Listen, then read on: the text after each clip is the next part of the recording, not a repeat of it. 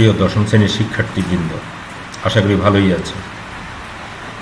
আজকে আমরা আলোচনা করব তোমাদের হায়ার ম্যাথমেটিক্সের চ্যাপ্টার 2 পার্শিয়াল ফ্র্যাকশন, আংশিক ভগ্নাংশ নিয়ে। তোমরা আংশিক ভগ্নাংশের আরেকটি ক্লাস করেছ, কিন্তু ওটা একটু শর্ট ছিল। আজকের ক্লাসটি যদি ফার্স্ট টু লাস্ট করো, আংশিক ভগ্নাংশের আর কোনো সমস্যাই থাকবে না, একদম 100% শিখে ফেলবে। সুতরাং ক্লাসটি খুবই গুরুত্বপূর্ণ, ক্লাসটি ভালোভাবে করবে। শুরু করা যাক। আংশিক ভগ্নাংশ বা পার্শিয়াল ফ্র্যাকশন। ওকে, ফ্র্যাকশন নর্মালি দুই রকমের, ভগ্নাংশ সাধারণত দুই রকমের। একটা হলো প্রকৃত ভগ্নাংশ, প্রপার ফ্র্যাকশন, আরেকটা হলো অপ্রকৃত ভগ্নাংশ, ইমপ্রপার ফ্র্যাকশন। এখানে তিনটা করে এক্সাম্পল দেওয়া আছে, এক্সাম্পলগুলো একটু অ্যানালাইসিস করলেই বুঝে ফেলবে ডিফারেন্সটা, মানে প্রকৃত ভগ্নাংশ আর অপ্রকৃত ভগ্নাংশের পার্থক্যটা। দেখো, উপর একটি পলিনোমিয়াল, নিচেও একটি পলিনোমিয়াল, উপর একটি বহুপদী, নিচে একটি বহুপদী। উপরেরটা ডিগ্রি বা মাত্রা হইল 2, নিচেরটাও যদি তুমি গুণ করো, মাল্টিপ্লাই করো, এক্স কিউব একটা পাবে, তাহলে নিচেরটার ডিগ্রি হইল 3। তো উপরের ডিগ্রি নিচের ডিগ্রি থেকে যদি ছোট হয়, উপরের ডিগ্রি যদি নিচেরটার ডিগ্রি থেকে ছোট হয়, তাহলে প্রকৃত ভগ্নাংশ, প্রপার ফ্র্যাকশন। এখানে দেখো, এখানে মাল্টিপ্লাই করলে, গুণ করলে কিন্তু তুমি একটা এক্স কিউব পাবে, আর উপরে এক্স স্কোয়ার, তাহলে এটাও প্রপার ফ্র্যাকশন, প্রকৃত ভগ্নাংশ। এখানেও তুমি এক্স কিউব একটা পাবে, আর উপরে এক্স স্কোয়ার, তাহলে এটাও প্রপার ফ্র্যাকশন, প্রকৃত ভগ্নাংশ। এবার এটা দেখো, উপরে এক্স কিউব, নিচে এই তিনটা যদি গুণ করো এক্স কিউব পাবে, উপরে নিচে যদি ডিগ্রি ইকুয়াল হয়, মাত্রা যদি সমান হয়, অপ্রকৃত ভগ্নাংশ, ইমপ্রপার ফ্র্যাকশন। উপরে যদি বড় হয়, তার নিচে এক্স কিউব পাবে, উপরে যদি বড় হয়, তাও ইমপ্রপার ফ্র্যাকশন। আমরা কি শিখলাম?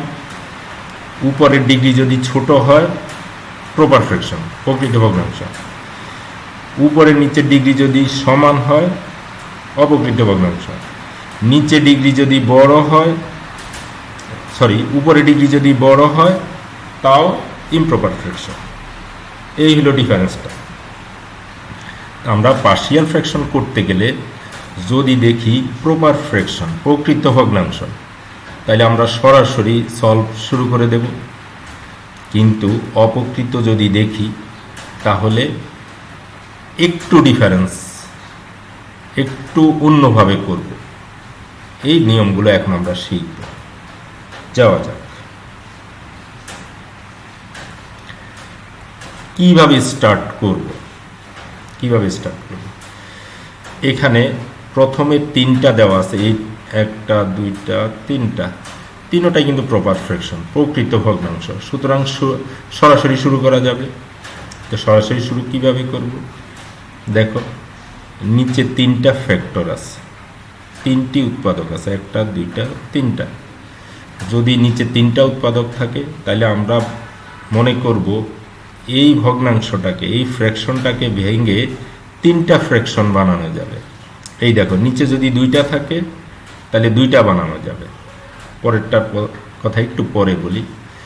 এখানে ফ্যাক্টর তিনটা নর্মাল ফ্যাক্টর, অর্থাৎ এক্স স্কোয়ার নাই বা হোল স্কোয়ার নাই। এইগুলা এইভাবে ধরতে হয়, a divide by x, b divide by x minus 2, c divide by x plus 3, এটাই নিয়ম। আর তোমরা ইতিপূর্বে শিখেছ, এইটা হলো অভেদের চিহ্ন, আইডেন্টিটির চিহ্ন। এই তিনটা তিন রকমের, এবং নিয়মটা শেখানোর জন্যই তিনটা লেখা হয়েছে। দেখো, নর্মালের জন্য এইভাবে, কিন্তু এখানে একটা ফ্যাক্টরের মধ্যে স্কোয়ার আছে, ফ্যাক্টরের ভিতরে স্কোয়ার আছে, এটাকে কোয়াড্রেটিক বলা হয়, কোয়াড্রেটিক এক্সপ্রেশন, দ্বিঘাত রাশি। যদি দ্বিঘাত রাশি থাকে, এইরকম থাকে, তাহলে এইভাবে ধরতে হয়, বি এক্স প্লাস সি, অথবা সি এক্স প্লাস ডি, অথবা ডি এক্স প্লাস ই, আর নিচে এটা। এই গেল দুইটা নিয়ম। আরেকটা নিয়ম, এটা কিন্তু হোল স্কোয়ার, ভিতরে স্কোয়ার না, হোল স্কোয়ার। যদি হোল স্কোয়ার থাকে, এটা কিন্তু নর্মাল, নর্মালের জন্য নর্মাল নিয়ম, আর হোল স্কোয়ারের জন্য একবার হোল স্কোয়ার, আরেকবার হোল স্কোয়ারটা বাদ দিয়ে। দেখো, তোমরা এখানে কিন্তু তিনটা নিয়ম পেয়ে গেছো, এই তিনটা নিয়মের মধ্যেই আমরা থাকবো। নর্মালের জন্য এ বি সি, যদি ভিতরে স্কোয়ার থাকে তখন এই আকৃতিতে ধরতে হয়, যদি হোল স্কোয়ার থাকে তাহলে দুইবার, একটা স্কোয়ার আর একবার স্কোয়ার বাদ দিয়ে, এবং সবই অভেদ, আইডেন্টিটি। আচ্ছা, এগুলা সবই প্রপার ফ্র্যাকশন, এগুলো সবই প্রপার ফ্র্যাকশন, প্রকৃত ভগ্নাংশ। দেখো পরের তিনটার সাথে পার্থক্য দেখো। ইমপ্রপার, কারণ উপরের ডিগ্রি আর নিচের ডিগ্রি সেম, উপরের ডিগ্রি নিচের ডিগ্রি থেকে বড়, উপরের ডিগ্রি নিচের ডিগ্রি সেম। এইগুলা ধরবো কিভাবে, স্টার্টিং কিভাবে করব? দেখো এই তিনোটা ফ্যাক্টর যদি তুমি গুণ করো, মাল্টিপ্লাই করো, তাহলে একটা এক্স কিউব পাবে। ফার্স্ট টার্মটা হবে কত? X cube. আর উপরের ফার্স্ট টার্মটা, উপরে অবশ্য আছেই একটা টার্ম, উপরের টার্মটা হলো 2x কিউব। এক্স কিউব থেকে 2x কিউব ভাগ করবে, 2x কিউবকে এক্স কিউব দিয়ে ভাগ করবে, ডিভাইড করবে, কত হবে? 2। এই 2টা লিখে নিবে ডিভাইড করে, মানে কারণ এখানকার ফার্স্ট টার্ম দিয়ে এখানকার ফার্স্ট টার্মকে ভাগ করবে, ডিভাইড করবে, কত হবে? 2। পরেরটা সেম, আগে যেভাবে করছো, a divide by x minus 1 plus b divide by x minus 2 plus c divide by x minus 3। এই হলো নিয়মটা। দেখো আরেকটা ট্রাই করো। উপরে আসেই একটা টার্ম, এটাই ফার্স্ট টার্ম, নিচে মাল্টিপ্লাই করলে এক্স কিউব পাচ্ছ ফার্স্ট টার্ম, এক্স কিউব দিয়া এক্স টু দি পাওয়ার 4 যদি ভাগ করো, ডিভাইড করো, এক্স পাবে। আর পরবর্তী নিয়মটা সেম, এখানেও সেম। এই ম্যাথটা নিয়ে তোমাদের প্রবলেম, অনেকেই আমাকে বলেছে এই টাইপের একটা ম্যাথ করে দেওয়ার জন্য। আচ্ছা দেখো এখানে মিক্স, ভিতরে স্কোয়ার আছে আবার হোল স্কোয়ার আছে, আর এটা হইল নর্মাল। নর্মালের জন্য এ ডিভাইড বাই এক্স প্লাস 1। আমরা জানি ভিতরের স্কোয়ারের জন্য উপরে এই আকৃতিতে ধরতে হয়, বি এক্স প্লাস সি। আর নিচে হোল স্কোয়ারের জন্য একবার, হোল স্কোয়ার বাদ দিয়ে একবার। দেখো ভিতরের স্কোয়ারের জন্য এই আকৃতি বি এক্স প্লাস সি, আবার ডি এক্স প্লাস সি, আর দুই ভাগ ধরতে হয়েছে হোল স্কোয়ার। আমরা জানি হোল স্কোয়ারের জন্য একবার, হোল স্কোয়ার বাদ দিয়ে একবার। তোমরা আশা করি নিয়মগুলা বুঝতে পেরেছ, পার্শিয়াল ফ্র্যাকশনের ধরনগুলা। এখন আমরা সলভ করব, আমরা সব রকমের একটা একটা সলভ করব। আমরা চলে যাই সলিউশন। দেখো সলিউশনের নিয়মটা দেখো, এটা তোমাদের এক্সারসাইজ 2 এর 11-এর সি নাম্বার।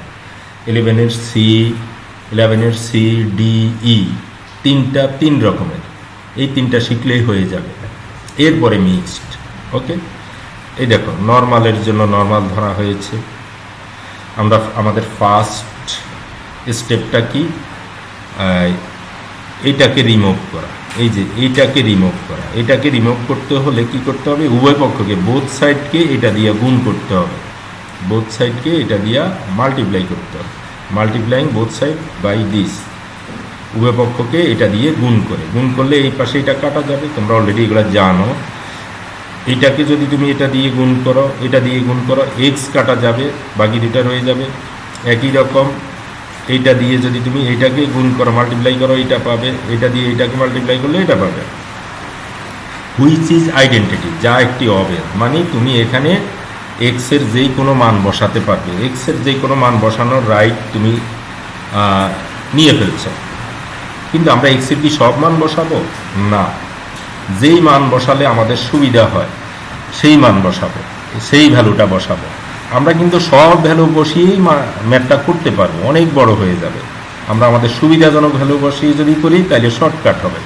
তো সেই সুবিধাজনক ভ্যালুটা কি হবে, আমরা কিভাবে বুঝবো? একটু দেখো, এখানে তিনটা ফ্যাক্টর, একটা এক্স, একটা এক্স মাইনাস 2, একটা এক্স মাইনাস 3। এখন তোমাকে যদি জিজ্ঞাসা করা হয় এক্স প্লাস 3কে 0 করে দিতে হবে, 0 করে দিতে হবে, এক্সের ভ্যালু কত বসাতে হবে?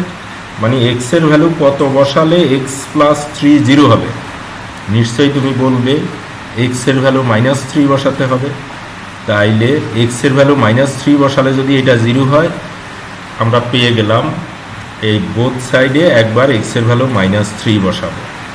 আচ্ছা, এইটাকে 0 করতে হলে এক্সের ভ্যালু কত বসাতে হবে? এক্স মাইনাস 2কে অবশ্যই এক্সের ভ্যালু 2 বসাতে হবে।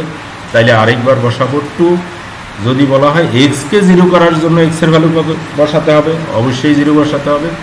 আমরা পেয়ে গেলাম এক্সের ভ্যালু একবার 0 বসাবো, আবার 2 বসাবো, -3 বসাবো। আমরা চলে আসি এখানে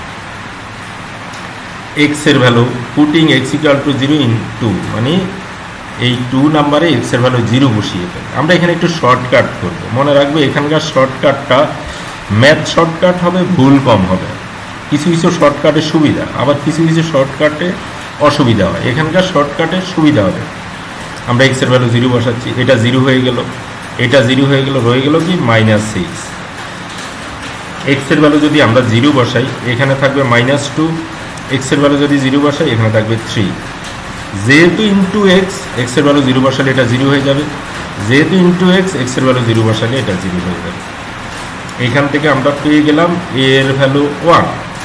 ওকে, এবার এক্সের ভ্যালু 2 বসাবো। 2 বসালে এটা কত হবে 4, এটা কত হবে -18, এটা কত হবে -6। এই যে লিখে ফেললাম। এক্সের ভ্যালু 2 বসালে এটা 0 হয়ে যাবে, তাহলে পুরোটাই 0। এক্সের ভ্যালু যদি 2 বসাই b × 2 × 5 লিখলাম, b × 2 × 5। এক্সের ভ্যালু 0 বসালে পুরোটাই 0। এইখান থেকে আমরা b এর ভ্যালু -2 পেলাম। এবার কি বসাবো, এক্সের value -3। In the same way we can write this. তাহলে সি এর ভ্যালু পেয়ে গেলাম। এই ভ্যালুগুলা ABC এর ভ্যালুগুলো আমরা কোথায় বসাবো, এইখানে বসাবো, এই যে এখানে। এবং এইটাই হবে আনসার, এটাই পার্শিয়াল ফ্র্যাকশন, এটাই আংশিক ভগ্নাংশ। এই দেখো ভ্যালুগুলা বসিয়ে দিলাম, এটাই আনসার। আমরা চলে যাই পরের ম্যাথে।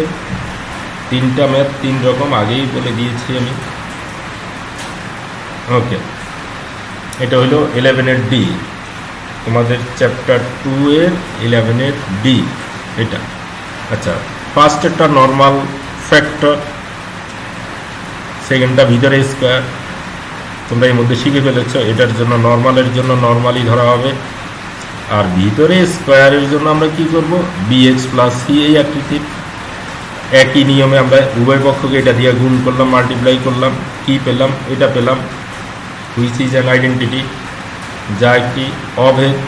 আচ্ছা, এখন আমরা দেখি, আমি আগেই বলেছি একবার এটাকে 0 করার চেষ্টা করব, আবার এটাকে 0 করার চেষ্টা করব। এটাকে 0 করতে হলে এক্সের ভ্যালু -1 বসাতে হবে, এক্সের মান -1 বসাতে হবে। এক্সের এমন কোনো রিয়েল ভ্যালু নাই যেটা বসালে এটা 0 হবে, কারণ হোল স্কোয়ার আছে।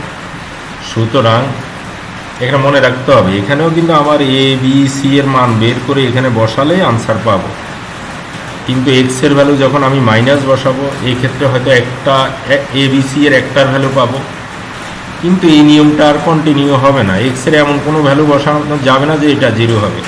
সুতরাং এই ম্যাথটাতে আমরা অন্য নিয়মে যাব। আচ্ছা, এটা হলো নাম্বার 2। আমরা কি করলাম, যেটা বসানো যাচ্ছে এক্সের ভ্যালু -1 বসালাম, একই নিয়মে কি হলো, এ এর ভ্যালু পেয়ে গেলাম -2/5, এর ভ্যালু পেয়ে গেলাম -2/5, কিন্তু এই নিয়মটা আর কন্টিনিউ হচ্ছে না। এখন আমরা কি করব, উভয় পক্ষ আমরা এখন দেখব কি আছে। আসলে ম্যাক্সিমাম x² আছে, বোথ সাইডে x² আছে। আমরা কি করব, x² এর সহগ সমীকৃত করব, x² এর কোএফিসিয়েন্ট ইকুয়েট করব x², এরপরে x এর কোএফিসিয়েন্ট ইকুয়েট করব, এরপর কনস্ট্যান্ট টার্মকে ইকুয়েট করব, ধ্রুবপদকে ইকুয়েট করব। কি লিখলাম দেখো, equating coefficient of x² of 2 we get, মানে 2 রঙের উভয় পক্ষ থেকে কি করছি, x² এর সহগ সমীকৃত করছি। ব্যাপারটা একটু বুঝিয়ে বলি। এটা লেফট সাইড, এখানে কি x² আছে, আছে, এই যে x², ওইটার কোএফিসিয়েন্ট কত 1, ওইটার সহগ কত 1। ওকে, মনে রাখো, এই দেখো 1 লিখে ফেললাম।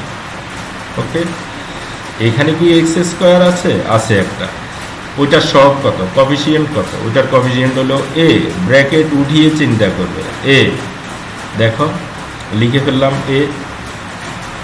এইটা আর এটা গুণ করতে হবে, মাল্টিপ্লাই করতে হবে, মাল্টিপ্লাই করলে টোটাল 4টা টার্ম পাবো, 4টা পদ পাবো। এর মধ্যে x² পাবো একটা, bx² পাবো, তাহলে x² এর কোএফিসিয়েন্ট কি b, এই যে লিখে ফেললাম b। এখানে এবার এ এর ভ্যালুটা বসিয়ে দিলাম, কারণ আমি এ এর ভ্যালু আগেই পেয়েছি। তাইলে এখান থেকে ক্যালকুলেশন করে বি এর ভ্যালু পেয়ে গেলাম। ওকে, কিন্তু আমার আরেকটা রয়ে গেল, সি এর ভ্যালু এখন আমি পাইনি। এবার কি করব, equating coefficient of x of 2, উভয় পক্ষ থেকে এক্স এর সহগ সমীকৃত করে পাই। একটু দেখি, এই যে লেফট সাইডে এক্স আছে -4, এই দেখো এই -4, আর এক্স আছে কিনা আমরা দেখি। এখানে এক্স নেই, এক্স স্কোয়ার আছে। আচ্ছা, এই দুটাকে গুণ করলে, মাল্টিপ্লাই করলে এক্স দুই জায়গায় পাওয়া যাবে। দেখো কিভাবে, বি এক্স দিয়া যখন 1 মাল্টিপ্লাই করো, গুণ করো, তাহলে বি এক্স পাইবা। সি দিয়া এক্স মাল্টিপ্লাই করলে সি এক্স পাইবা। তাহলে একটা বি এক্স আর একটা সি এক্স। বি এক্সের এক্সের কফিসিয়েন্ট মানে এক্সের সহগ হলো বি, সি এক্সের কফিসিয়েন্ট মানে এক্সের সহগ হবে সি, তাহলে বি প্লাস সি। এই যে -4 = বি প্লাস সি, এর মধ্যে বি এর ভ্যালুটা আমরা আগেই পেয়েছি, বি এর ভ্যালুটা বসিয়ে দিলাম, সি এর ভ্যালু পেয়ে গেলাম। আচ্ছা, আমাদের হাতে এখন এ বি সি তিনোটার ভ্যালু আছে। তিনোটার ভ্যালু কোথায় বসিয়ে দিলাম, ওই যে নাম্বার 1-এ, একটু দেখে নিতে পারো, এই যে এখানে বসিয়ে দিলাম। দেখি কি পেলাম, এইটা পেলাম। তুমি যদি মনে করো ক্যালকুলেশন অ্যাডভান্স হলে তোমার ভুল হয়ে যাবে, তুমি এটাই আনসার দিয়ে দিতে পারো। আর যদি মনে করো প্রবলেম হবে না, তাহলে আরেকটু সুন্দর করে আমরা আনসার দিই। এই যে -2/5, এই 5 আসলে নিচে, তাহলে উপরে -2। এখানে তুমি যদি 5 বা 7/5, সরি 1/5 কমন নাও, 1/5, তাহলে 1/5 কমন নিলে ওই 5টা নিচে চলে যাবে, আর এখানে 7 - 27 থেকে যাবে। যদি পারো এটা করে দিবে। আমরা আরেকটা মেথডে, সেখানে আরেকটা নতুনত্ব পাবে তোমরা, অবশ্যই ওই ম্যাথটাও ভালোভাবে দেখবো আমরা।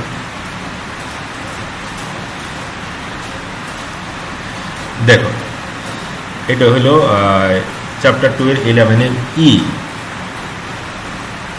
এখানে হোল স্কোয়ার আছে, এর মধ্যে তোমরা অলরেডি শিখে ফেলেছো। হোল স্কোয়ার থাকলে হোল স্কোয়ারের জন্য একবার, হোল স্কোয়ার বাদ দিয়ে একবার ধরে নিলাম। বোথ সাইডকে এটা দিয়ে মাল্টিপ্লাই করলাম, গুণ করে এটা পাইলাম। ওকে, হুইচ ইজ আইডেন্টিটি, যা একটি অবেদ, মানে এক্সের যেই কোনো আমরা ভ্যালু বসাতে পারবো। এখন দেখি, এটাকে 0 করতে হলে কি করতে হবে, এক্সের জায়গায় -1/2 বসাতে হবে। তাইলে এক্সের ভ্যালু একবার -1/2 বসাবো। এইটাকে 0 করতে হলে এক্সের ভ্যালু -3 বসাতে হবে। তাহলে আমরা দুইটা পেয়ে গেলাম, কিন্তু ভ্যালু বের করতে হবে এ বি সি 3টা, তাহলে একটা রয়ে যাবে, এবং সেটার জন্য আবার আমরা বিকল্প পদ্ধতিতে যাব। এক্সের ভ্যালু -1/2 বসালাম।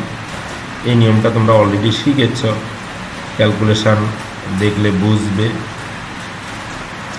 এ এর ভ্যালু 1/25, এক্সের ভ্যালু -3 বসালাম, এখান থেকে বি এর ভ্যালু পেলাম, কিন্তু সি এর ভ্যালু এখনো রয়ে গেছে।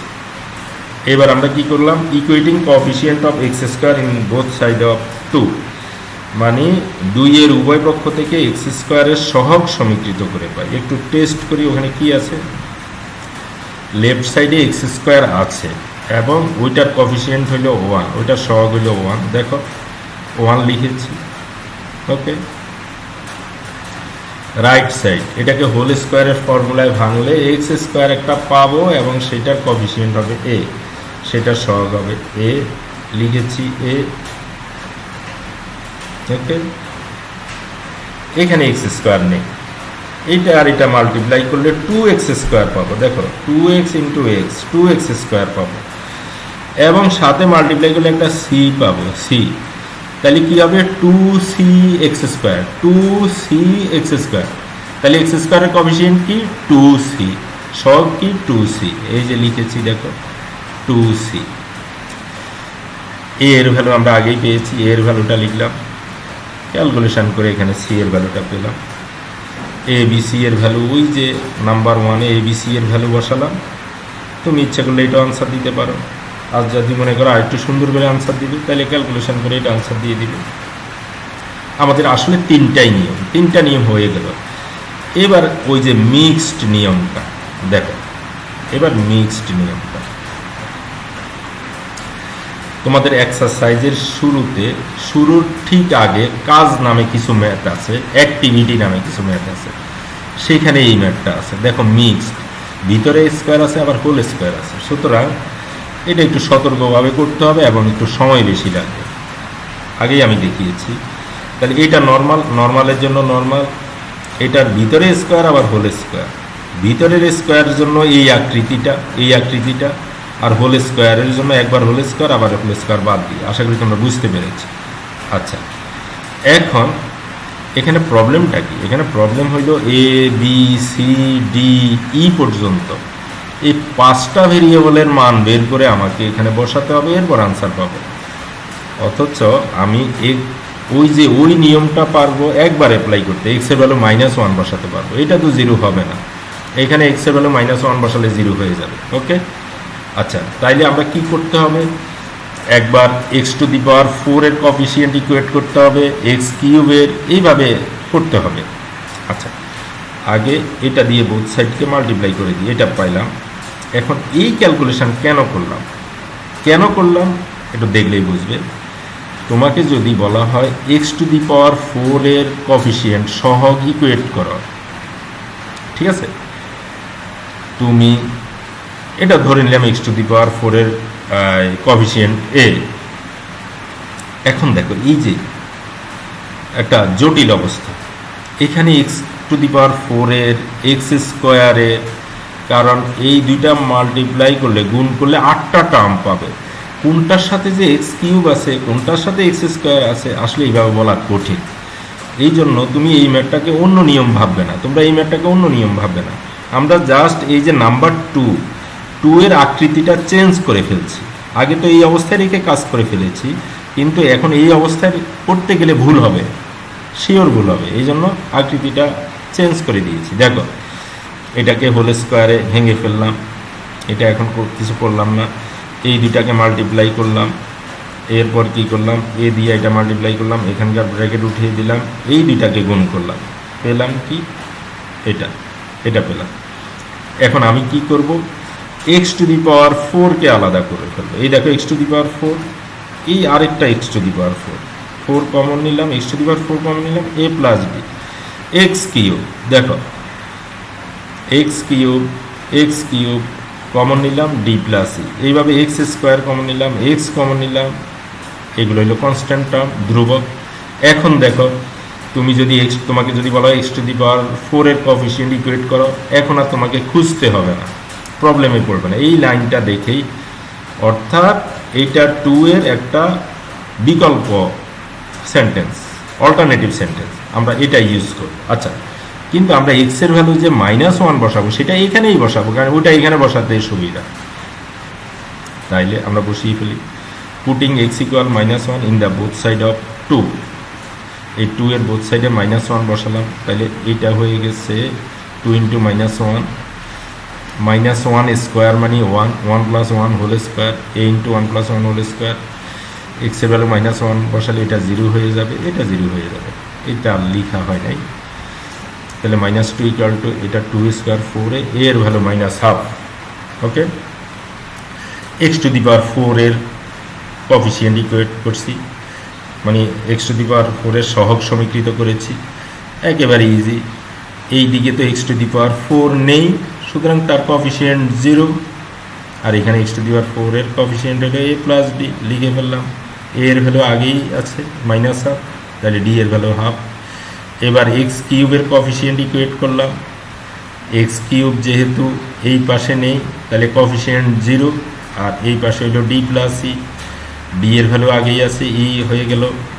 এইভাবে x³ এর, এইভাবে x² এর, ঠিক আছে। এরপরে তুমি ইচ্ছা করলে x এর করতে পারো, আমি x এর না করে কি করছি, ধ্রুবক কনস্ট্যান্ট টার্ম এইটা করেছি। এই পাশে কিন্তু কনস্ট্যান্ট টার্ম নেই, তাহলে 0। আমরা নেক্সট পেজে চলে যাই।